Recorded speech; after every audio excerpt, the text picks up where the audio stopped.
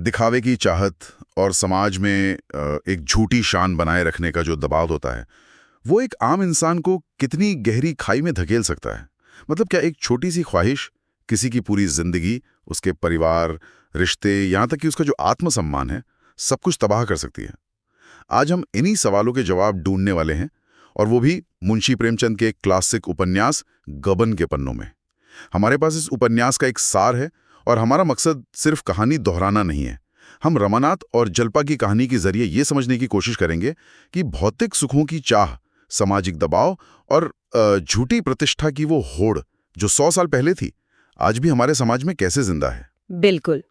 ये कहानी 1931 में लिखी गई थी, लेकिन जब आप इसे आज के चश्मे से देखेंगे तो लगेगा कि प्रेमचंद असल में लाइफस्टाइल इन्फ्लेशन और क्रेडिट कार्ड के कर्ज के जाल की कहानी लिख रहे थे। वाह। मतलब नाम बदल गए हैं, किरदार बदल गए हैं, लेकिन वो जाल वो आज भी वैसा का वैसा ही है। तो चलिए इस जाल को समझने के लिए कहानी की दुनिया में उतरते हैं। हम पहुंचते हैं इलाहाबाद। यहाँ एक छोटे से मोहल्ले में रहता है रमानाथ। सरकारी दफ्तर में मामूली क्लर्क, तनख्वाह गिनी चुनी लेकिन सपने आसमान छूने वाले। और इन सपनों के केंद्र में है उसकी पत्नी जल्पा। अब ये जल्पा का किरदार बड़ा दिलचस्प है। क्या वो सिर्फ एक लालची औरत है या कहानी कुछ और है? यही इस कहानी की सबसे बड़ी खूबी है। प्रेमचंद किसी को सीधे सीधे अच्छा या बुरा नहीं दिखाते। जल्पा महत्वाकांक्षी है, उसे शहर की चकाचौंध पसंद है और गहनों का बहुत शौक है। लेकिन हमें उस दौर को भी समझना होगा। उस समय में खासकर महिलाओं के लिए सोना सिर्फ दिखावा नहीं था, वो एक तरह की फाइनेंशियल सिक्योरिटी भी हुआ करता था। अच्छा, ये उनकी अपनी संपत्ति होती थी। मतलब जल्पा की जिद सिर्फ शौक नहीं बल्कि एक असुरक्षित भविष्य के खिलाफ खुद को मजबूत करने की एक अनजाने में की गई कोशिश भी हो सकती है। ये तो एक बिल्कुल नया नजरिया है। हो सकती है, क्योंकि कहानी में प्यार तो है।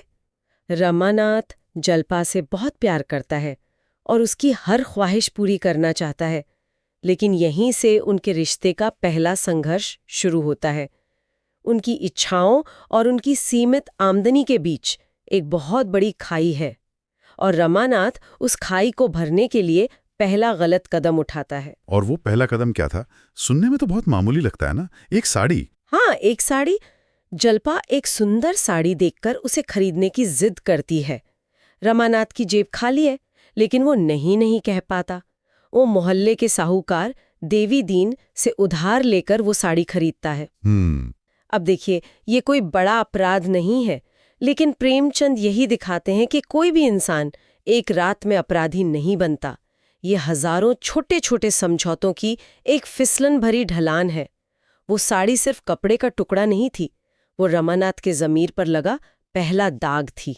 वाह, हजारों छोटे छोटे समझौतों की फिसलन भरी ढलान।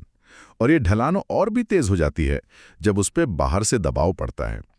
एक तरफ घर में जल्पा है जो अपनी पड़ोसन शांता को, जो एक बड़े अफसर की पत्नी है, उसे देखकर सोने की चूड़ियों की जिद करने लगती है। और दूसरी तरफ है दफ्तर का माहौल। उसका ऑफिसर मिस्टर राय और सहकर्मी जग्गू उसे लगातार उकसाते हैं। वो कहते हैं कि ईमानदारी से सिर्फ गुजारा होता है, तरक्की नहीं। वो उसे रिश्वतखोरी और गैर कानूनी काम करके आसानी से पैसा कमाने का लालच देते हैं। तो मतलब दोहरा दबाव। बिल्कुल, दोहरा दबाव है, घर का भी और बाहर का भी। तो यहाँ रमानाथ की मानसिक स्थिति क्या रही होगी? वो फंस गया है ना। एक तरफ पत्नी का प्यार और समाज में इज्जत की चाह, और दूसरी तरफ उसका ज़मीर जो उसे रोक रहा है। बिल्कुल, वो स्वभाव से कोई बेईमान या अपराधी नहीं है। वो एक साधारण इंसान है जो बस सफल दिखना चाहता है, और यही दिखने की चाह उसे कमजोर कर देती है। एक शादी में उसे उसकी साधारण नौकरी के लिए अपमानित किया जाता है। जल्पा को उसकी सहेलियां ताने मारती हैं। ये छोटी छोटी बातें उसके अंदर की हताशा को और बढ़ा देती हैं। वो उस बिंदु पर पहुंच जाता है जहां उसे लगता है कि ईमानदारी एक बोझ है। और फिर वो बोझ उतार फेंकता है। वो उस रास्ते पर चल पड़ता है जहां से वापसी नामुमकिन सी लगती है। वो गबन करता है। हाँ, वो मिस्टर राय के कहने पर सरकारी ठेके के दस्तावेजों में हेरफेर करना शुरू कर देता है, और उस पैसे से क्या खरीदता है? जल्पा के लिए सोने की चूड़ियां, झुमके, हार, कंगन।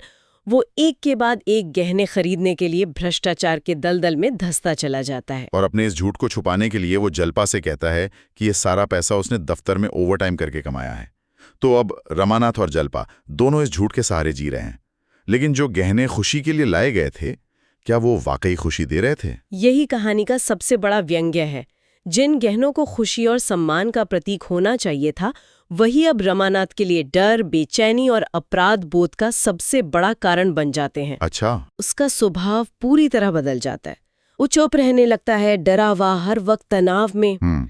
रात को सो नहीं पाता, दरवाजे पर हर दस्तक से चौंक जाता है। वो उन गहनों का कैदी बन जाता है। और क्या जल्पा को ये सब महसूस नहीं हो रहा था? वो तो बहुत समझदार लगती है। हो रहा था। और यहीं पर जल्पा के किरदार में एक बहुत महत्वपूर्ण और गहरा बदलाव आता है। वो रमानाथ की इस बेचैनी को महसूस करने लगती है। उसे शक होता है कि कुछ तो गड़बड़ है। वो देखती है कि गहने तो आ गए, लेकिन घर की शांति चली गई। सही बात है। वो गहने उसे अब उतनी खुशी नहीं दे रहे, क्योंकि वो देख रही है कि इनकी कीमत रमानाथ को अंदर से खाई जा रही है। तो उसके मन में भी एक संघर्ष चल रहा है। बिल्कुल।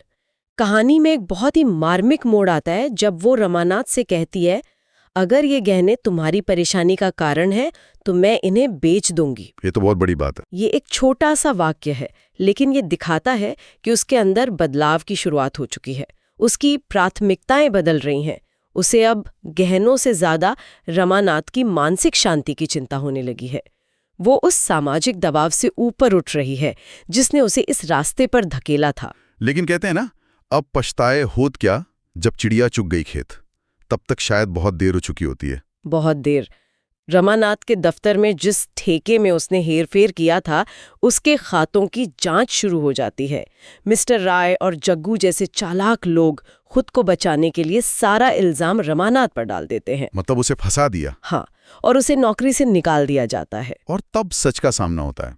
जब रमानाथ घर लौटता है तो उसके पास जल्पा को सब कुछ सच सच बताने के सिवा कोई चारा नहीं होता। वो टूटकर उसे सब कुछ बता देता है, गबन, कर्ज और अपनी नौकरी जाने की बात।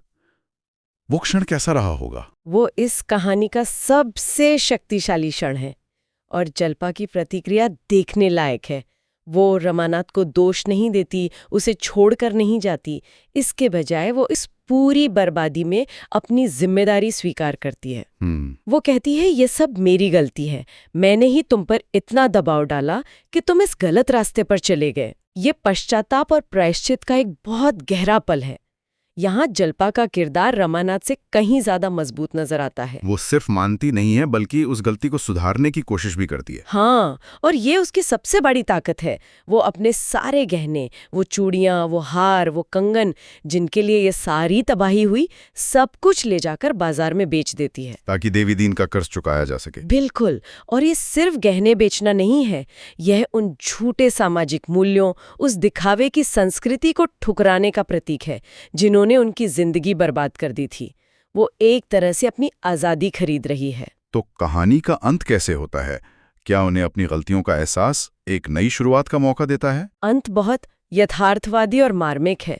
कोई फिल्मी हैप्पी एंडिंग नहीं है। रमानाथ अपनी गलती मानकर जेल जाता है, सजा भुगतता है, और जल्पा वो अकेले संघर्ष करती है, छोटे मोटे काम करके घर चलाती और उसका इंतजार करती है। जब रमानाथ जेल से रिहा होता है तो दोनों मिलकर दिखावे की दुनिया से दूर एक सादा, छोटा लेकिन ईमानदार जीवन शुरू करने का फैसला करते हैं।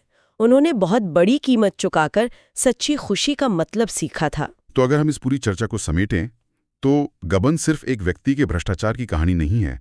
यह उस समाज का एक्सरे है जो इंसान को झूठी शान और दिखावे के लिए मजबूर करता है। ये कहानी हमें बताती है कि कैसे लालच इंसान को नैतिक पतन की ओर ले जाता है और सच्ची खुशी असल में सादगी और ईमानदारी में ही है। बिल्कुल। और प्रेमचंद की ये कहानी हमें अपने अंदर झांकने पर मजबूर करती है। ये सवाल आज के दौर में और भी ज़्यादा ज़रूरी हो गया है। आज सोशल मीडिया और दिखावे के इस युग में जहाँ हर कोई अपनी सबसे अच्छी, सबसे सफल, सबसे खुशहाल तस्वीर पेश कर रहा है, हम अपनी ज़िंदगी में कितना कुछ सिर्फ दूसरों को दिखाने के लिए कर रहे हैं? ये एक बहुत बड़ा सवाल है। और ये कहानी हर एक के लिए एक और सवाल छोड़ जाती है। महत्वाकांक्षा यानी आगे बढ़ने की चाह और उस विनाशकारी लालच के बीच की वो बारीक रेखा कहाँ है, जिसे पार करते ही रमानाथ जैसी तबाही का रास्ता खुल जाता है। उस रेखा को पहचानना और उसके इस पार रहना, शायद यही इस उपन्यास का सबसे बड़ा सबक है।